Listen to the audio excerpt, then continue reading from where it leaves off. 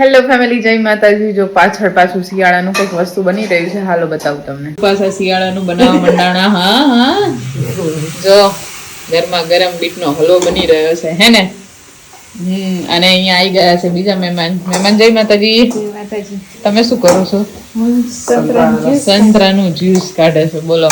અને અહીંયા અમારા બા છે ને લીલી ડુંગળી સમારે છે. બા શું બનાવવાનું છે? લીલી ડુંગળીનું શાક. ભાઈ જો સાસુ વચ્ચે ડિસ્કસ ચાલે છે કે સાંજે શું બનાવવું છે, હે ને? સાંજેનું તો છે, કાલે આવવાના છે મહેમાન. ઓકે, કાલે મહેમાન આવવાના છે એટલે એટલા માટે આ બધી વસ્તુ નહીં તો મહેમાન નથી તો આંદોને પાછા કહેજો. ખાવાનું છે. એક વાત શેર કરું, આવી બધી વસ્તુ બને ને એમાં હું તો ક્યાંય આવતી જ નથી. બોલો, મારા ભાગમાં તો ચાખવાનું નથી આવતું. કેમ કે સવાર કરવું નથી ને, આપણે ખાવાની વાત થાય છે, ભાઈ કામ કરવાની વાત નથી થતી. બોલ બોલ, ખાવાની તાતે જરૂર છે.